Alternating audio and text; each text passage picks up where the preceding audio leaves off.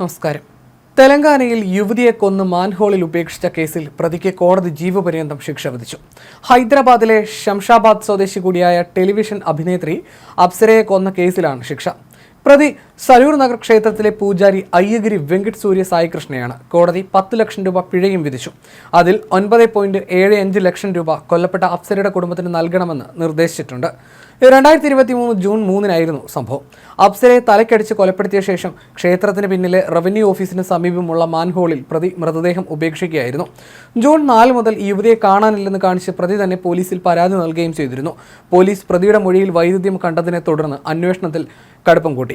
Mobile കോളുകൾ പരിശോധിച്ചപ്പോൾ പ്രതിക്കെതിരായ തെളിവുകൾ കണ്ടെത്തുകയും ഇയാളെ ചോദ്യം ചെയ്തപ്പോൾ കൊലപാതകത്തിലെ ഞെട്ടിക്കുന്ന വിവരങ്ങൾ പുറത്തു വരികയും ചെയ്തു. പ്രതി വിവാഹിതനായിരുന്നു. എന്നാൽ അപ്സരയുമായി വർഷങ്ങളായി ബന്ധം പുലർത്തിയിരുന്നു. അപ്സര പതിവായി പ്രതി പൂജാരിയായി ജോലി ചെയ്യുന്ന ക്ഷേത്രത്തിൽ എത്താറുണ്ടായിരുന്നു. താൻ ഭാര്യയെ ഉപേക്ഷിച്ച് വിവാഹം കഴിക്കണമെന്നാണ് യുവതി ആവശ്യപ്പെട്ടിരുന്നത്. ഈ നിർബന്ധം തന്നെയാണ് കൊലപാതകത്തിൽ കലാശിച്ചതെന്നും പ്രതി പറഞ്ഞു. ജൂൺ 3-ന് അപ്സര വീട്ടിൽ നിന്ന് കോയമ്പത്തൂരിലേക്ക് പോവുകയാണെന്ന് പറഞ്ഞായിരുന്നു വീട്ടിൽ നിന്നിറങ്ങിയത്.